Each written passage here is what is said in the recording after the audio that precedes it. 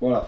Alors, ici, on retrouve le plan de Luchon en 1785, où l'on voit ici, qui est bien dessiné, le fameux canal, ce que l'on appelle actuellement le canal de la ville, qui était donc vraiment à la périphérie de la ville, et qui montre, là, vous voyez, c'est des numéros, c'est moi qui les ai rajoutés quand on a fait un petit travail sur les canaux, qui montre qu'il y avait déjà des installations sur ce canal, et que c'était des scieries ou des moulins, mais vraiment à la périphérie. C'est devenu le canal de la ville, parce que ultérieurement, on le voit sur le plan actuel, la ville, l'urbanisation s'est faite vers l'Aune que l'on voit ici. Hein. Alors avant c'était des jardins. En fait. Des jardins, des champs, des prés, mais beaucoup de jardins et de champs. Les champs, ouais. Il faut imaginer que de toute façon les champs sont toujours au plus proche de la ville ou du village, dans la mesure où pour travailler il faut des outils qui sont encombrants, pesants, difficiles à manipuler. Donc on ne peut pas faire des kilomètres avec un bravant de charrue sur le dos. D'accord. Donc là, ce canal de la ville, en fait, on va le retrouver ici sur le plan actuel de la ville de Luchon. Alors en bas, vous avez la Pique, et ici vous avez l'Aune. Donc on voit bien que Luchon est entre les deux rivières, et on retrouve ici ce canal de la ville. Alors les plans antérieurs nous ont montré que le canal de la ville a existé bien avant la Révolution. On trouve des traces, ne serait-ce qu'au niveau de la toponymie, comme le Batan, ou des familles qui s'appelaient La Mole, qui étaient propriétaires encore de moulins au-delà du 19e siècle. C'est l'Asmol ou La Mole? La Mole. La Mole. La Mole. Et ces toponymes-là, on les retrouve sur l'ensemble de la ville, des quartiers ou autres. Et donc, ça montre que c'était exploité depuis très très longtemps. Alors, ce canal de la ville, on a du mal à dater réellement sa construction. On n'en a aucune idée. On pense que ça peut être quelque chose qui doit être des environs du 17e, 18e siècle, certainement. Mais au 18e, c'est sûr que ça existait depuis pas mal de temps, puisque c'était rentré quand même dans la structure de la ville, Oui, dans la structure de la municipalité. Dans les plans cadastraux de l'époque. Voilà, dans le plan qui avait été fourni en 1785. Donc, ce canal de la ville, il prenait son embouchure au départ, la prise d'eau, elle était au-dessus de ce que l'on appelle le pont de Mousquaire, complètement en haut de la ville, là, après les usines EDF. C'était l'ancienne route qui montait à l'Arbous. C'est là où maintenant il y a le barrage de Sorouille. Un peu en dessous, voilà. Le barrage de Sorouille est encore un petit peu plus haut. Donc, le pont de Mousquaire, c'est le pont qui, sur la route, permettait de pouvoir monter au Larbous, puisque on monte par la route là, actuellement le long du cimetière, que depuis les années 80. Hein. Donc, il y avait là, principalement, d'abord une scierie à marbre. Ouais. Et ensuite, il y a eu, c'était la famille Carteau et Saccarer qui avaient utilisé le départ du canal pour faire donc une scierie à marbre, un moulin et une sablière, hein, ici. Alors ça n'a pas duré très très longtemps, notamment tout ça a disparu au moment des inondations de 1925. L'endroit de la tournerie de marbre, là, de la scie à marbre, alors c'est quelque chose qui a été utilisé pour la première centrale de la Picadère, ce terrain, qui a été ensuite rasé aussi au moment des inondations de 1925. À cet endroit, il n'y avait pas également, comment dirais-je, une arène pour faire des corridas? C'est un peu plus bas. C'est un petit peu plus bas. C'est un petit peu plus vers les usines actuelles d'EDF. Donc, mais il y avait une arène. Il y avait des arènes au début du XXe siècle. Et alors, cette sablière, l'usine à marbre et tout ça, il faut imaginer que derrière l'ancien petit restaurant là, du Robinson, il y avait une carrière. Oui, ok. Là, il y avait une carrière. Et oui, il y avait une carrière. Et on va y revenir, ça a été après utilisé par les deux autres installations un petit peu au-dessous. Quand il y a eu d'abord une installation d'une scierie, hein, une scierie qui a été venue après une usine à marbre, une scierie à marbre qui a été utilisée pour tailler toutes les pierres, enfin les principales pierres pour construire l'église de Luchon. Ah, Voilà. Et ça vient de par, là. ouais, par la famille Campistrous qui était Je pensais que, moi, que le marbre venait de Saint-Béat. Ah, il y a une grosse partie qui venait de la carrière là. Il y a du marbre à cet endroit. Oui, Oui, enfin, il y a un filon. C'est un calcaire un peu plus dense. Ouais, un peu plus. Et donc ils avaient taillé, alors l'usine à marbre, enfin l'usine, la scierie à marbre se trouvait là où il y a actuellement les bureaux de la gestion du Ah oui, de Super Bannière, d'accord, voilà. Je vois, là, dans cette cette maison. Cette maison, la maison était construite après, mais oui, dans cet espace-là, en dessous, en contrebas de il y a Mousquer, cette maison, voilà. Et après il y a les centrales. Voilà. Il y a Centrale du Lac d'Eau. Voilà, centrale de Mousquer et du Lac d'Eau. Voilà. Ouais.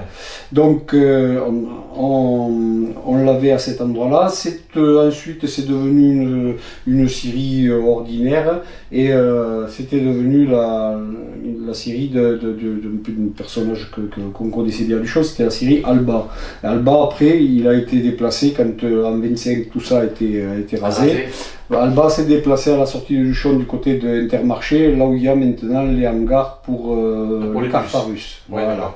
Ouais. Donc ça s'est déplacé là. Voilà, c'était là, avant Alba, quand il est arrivé, il s'était installé là. En dessous de la centrale, après ça, en 25, ça a été remodelé complètement. On a repris le canal de la ville à ce moment-là, a été repris en dessous du pont de Mosquer, et puis ensuite la prise d'eau s'est faite directement au niveau de la centrale EDF. D'accord. Avec une gestion directement par les canaux, sur les canaux de fuite, par rapport aux canaux de fuite de la centrale et tout. Sous la centrale EDF, quand on redescend, on avait le réservoir d'eau à hauteur de l'ancienne station FINA qu'il y avait au bout de la ville. Okay. Voilà. Ça, celui-là qui a disparu donc. C'était même à l'époque le garage Ford. Oui, voilà. Je m'en souviens. Chez Campistrous. Oui, ouais, voilà. C'est Campistrous, c'est juste en dessous. Ouais. Chez Campistrous, ça suit juste après, il y avait le glacier Campistrous. Et au départ, ça, avant d'être le glacier Campistrous, c'était un foulon. C'est-à-dire que c'était un moulin qui était destiné à carder la laine, et, voilà, à traiter la laine. Non, parce que c'est Campistrous qui a pris la suite avec la fabrique de glace. Un petit peu plus bas, on retrouve deux anciens moulins. Alors ça, c'est une des scieries, le moulin et la scierie, qui appartenaient à la famille Verdier. La scierie, elle est sur la liste des scieries qui avaient été autorisées par l'arrêté du Conseil d'État de la fin du 18e, là, de 1788, quand ils en avaient laissé quelques-uns, ils en avaient laissé 6. Sur le canton, 6 debout, tout le reste s'était rasé. Donc la scierie Verdier, on la retrouve donc sur cet arrêté du Conseil d'État, puis c'est devenu deux scieries à un moment donné. Ça a fini comme étant la scierie, certaines Luchonnais, vieux Luchonnais s'en souviendront, la scierie Abadi. Un petit peu plus bas, ça c'est à hauteur de la cité du Vénasque actuellement. Oui. Voilà. Alors là où se trouvent les containers de tri du déchet. Voilà. Là, je vois qu'il y a une autre. Voilà, ça c'était une scierie. Voilà. Alors là aussi c'était une scierie qui avait été encore autorisée, qui était autorisée en 1788. Cette scierie, elle avait été construite, enfin elle avait été exploitée à ce moment-là en 1788 par la famille Azémar, du maire de Luchon. Ah, okay. Cette scierie-là, elle est restée jusque il n'y a pas si longtemps. C'est une des dernières scieries sur Luchon, sur le canal de la ville qui avait été exploitée, puisque la maison où il y avait qui servait d'administration de la scierie, elle a brûlé dans les années 80. Elle y était encore, et c'est là qu'ils ont aménagé le petit parking derrière. Cette scierie, elle avait été ensuite rachetée, elle avait été gérée elle avait été mise en gérance à un moment donné, et ensuite elle a été rachetée par la famille Béraille et exploitée par Béraille et son gendre P. Bernard. Et les Luchonnais se souviennent surtout de la famille P. Bernard qui exploitait ça. Moi je me souviens sur le parking avoir vu encore des monceaux de grumes derrière. Et quand la scierie a arrêté, il reste encore pas mal de choses. Plus bas, à ce moment-là, on continue. Alors vous imaginez, vous passez derrière la place du marché. On arrive juste derrière la place du marché. Là, le canal se divisait en deux. Alors, la première partie, ça arrivait sur un moulin qui appartenait à la famille économique. Il faut savoir que la famille Colomique, elle avait pas mal de terrain. C'était une famille quand même qui était aisée sur Luchon. Ils avaient quand même pas mal de choses. Ils étaient unis à la famille Ravi, les femmes Ravi. Il y a une fille Colomique qui s'était mariée avec Ravi, donc voilà, l'exploitant forestier de Toulouse, voilà, de Toulouse.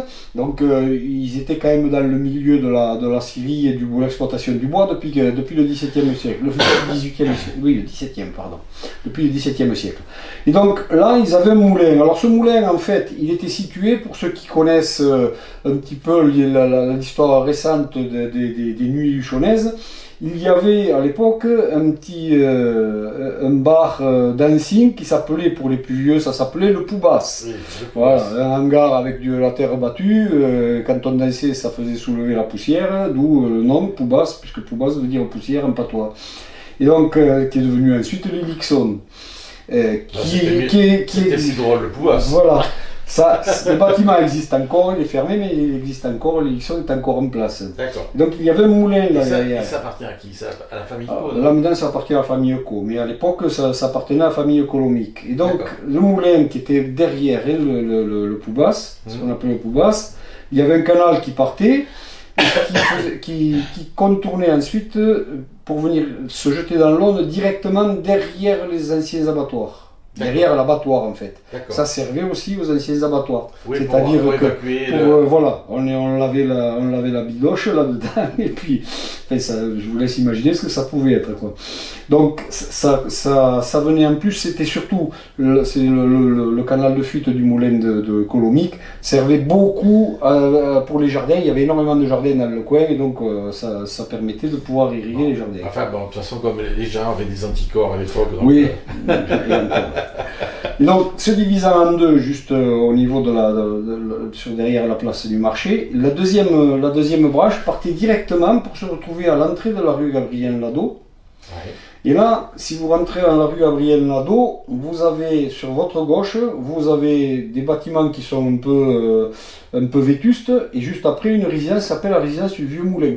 Oui. Voilà. Et donc là, il y avait une scierie. C'est la scierie Sanglade qui après a été la scierie qui était à la famille Sourd. Ah oui, ça m'a dit. Il y avait une menuiserie juste à côté, là où est construit exactement là où est construite la résidence. Il y avait une menuiserie qui était la menuiserie Le Cerf dans les années 50. Sourd, mais il y avait un joueur de foot qui s'appelait Sourd. Oui, Gaston. Hein. Gaston. Voilà, c'était le dernier qui a été menuisier là. Voilà. Il a dû jouer avec mon frère hier. Il était menuisier à cet endroit-là. Donc cette menuiserie s'est achevée, il a arrêté de son activité. Enfin, il a continué en tant que menuisier, mais réellement avec la propulsion hydraulique, ça a dû s'achever dans les années 70. Le canal continue un petit peu plus bas, il traverse à côté des réserves du primeur, là, M. Ruffo. Ouais. Et on retrouve avant d'arriver à ce qu'on appelait avant la place de la Mission, qui est la place du Comminges, ouais. le bout du pré pour les vieux Luchonnais. Il y a une boulangerie. Oui. Et derrière cette boulangerie, c'est la boulangerie de chez Dabos. Il avait à la fois la boulangerie et le moulin. C'était une minoterie à cylindre. Ah, ok. Voilà, donc c'était quelque chose d'assez moderne dans le courant du 19e siècle, c'était quelque chose d'assez novateur.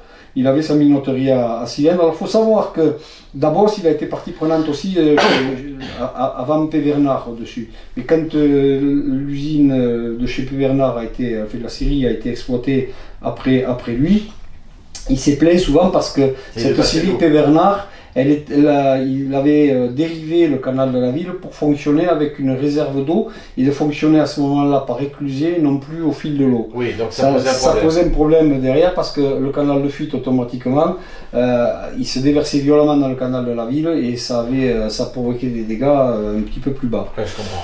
Donc ça c'était donc le moulin, la minoterie à cylindre là, de chez Dabos, le moulin de chez Dabos.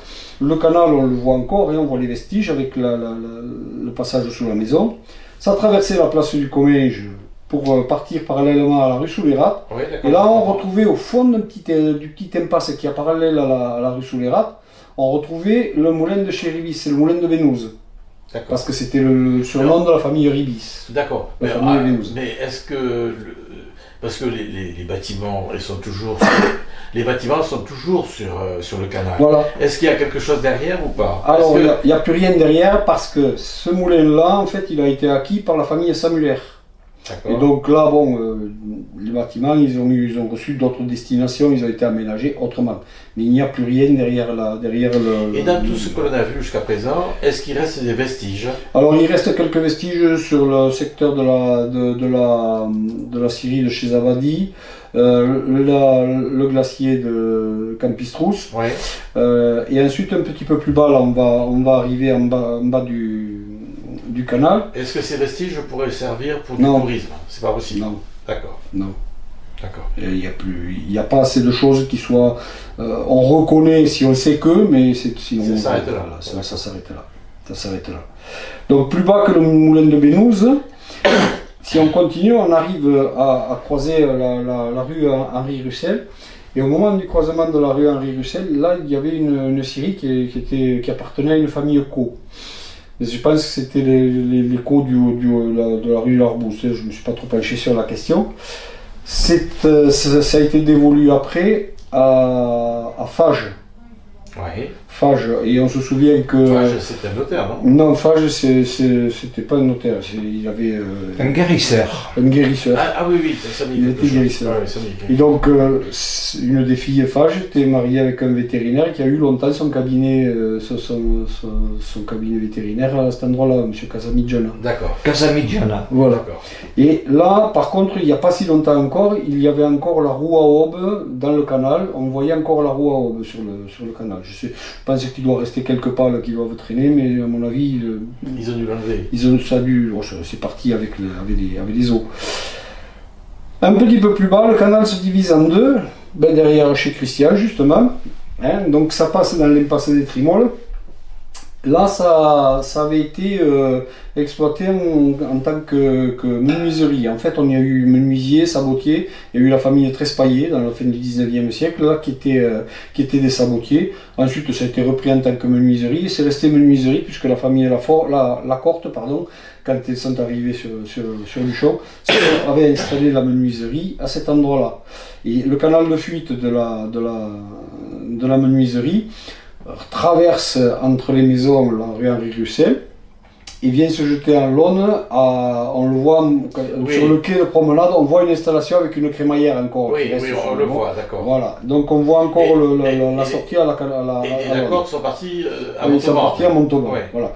Mais le canal... Entre le canal d'Estoupes, enfin le ruisseau de Montauban, Oui, voilà. le canal d'Estoupes, Ils sont en se face. jetait dedans, Ouais. et la pique, d'accord. Oui, ils sont derrière.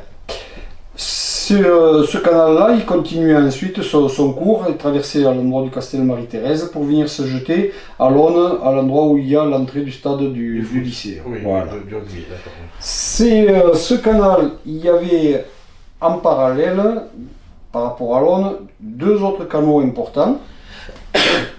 Un, c'est ce qu'on avait appelé au départ le canal de Sarthe-Sarivatet, qui est devenu le canal de Paul après, qui démarrait au nouveau pont, parce que celui-là il a été créé récemment, c'est le pont qui permet d'accéder au niveau du cimetière, là, qui permet d'accéder à la cité du Vénasque.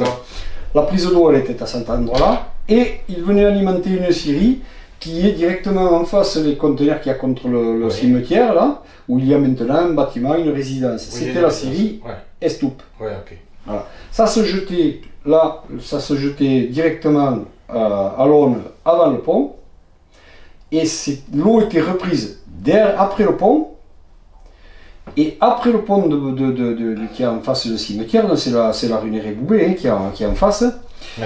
Juste après la prise d'eau, le canal qui s'en suivait était le canal de Petmal ou le canal de Varcugnas. D'accord. Et juste de l'autre côté du pont, de la prise d'eau du canal de Petmal, là où il y a eu pendant pas mal d'années l'ancienne gendarmerie, Oui. il y avait là, Betmal, il y avait installé une tournerie de marbre, une scierie à marbre, Ah bon? pour tailler la pierre. Ça a périclité, c'est la famille Binos qui l'avait récupéré à un moment donné, donc voilà. C'était juste au fond de la cour de l'ancienne gendarmerie. pour parler des stoups, après ils se sont installés en Montauban. Non, pas du tout. Ah bon, C'est pas après. Ah, c'est pas après. Ils ont eu, ils étaient plusieurs, puis c'était la même famille, mais ils se sont pas installés après. Ah, chronologiquement, ça fonctionnait en même temps. En même temps, d'accord. Ouais. Les deux ont fonctionné en même temps. Donc, ce canal de Betmal, en fait, il descendait tout le long de l'avenue du cimetière, Ouais. et il prenait, quand on arrive à la Lyonne, il prenait ce qui est actuellement l'avenue Fleming, puisqu'il a été asséché et comblé. Alors là, quand il alimentait, quand on arrive à la Lyonne, à la droite du rond-point, il y a le bâtiment où il y a la boutique là, de la Croix-Rouge, Oui. qui était devenu ensuite enfin avant qui étaient les bâtiments de la famille Macdigné et Sanson, Oui. où ils stockaient pour le charbon, d'accord, il y avait un petit poste à essence même, fut un temps à cet endroit-là, il y avait eu des dépôts de matériaux et tout ça. Là, il avait mis sa tournerie à marbre à ce moment-là, à cet endroit-là. D'accord. Puis, un petit peu plus bas, dans l'axe, quand on débouche sur le croisement avec le boulevard de Gaulle, sur la droite, là où il y a actuellement, dans un pré, il y a une petite roulotte pizzeria qui se met régulièrement. Oui. Là, il y avait un gros moulin qui était une scierie en fait. Et c'était une série, la série Lafond, Lafond, je veux dire, pas la salle, Lafond de Barcugnas qui avait installé cette série. Là aussi, cette série, elle était sur les autorisations de 1788. Elle avait été conservée.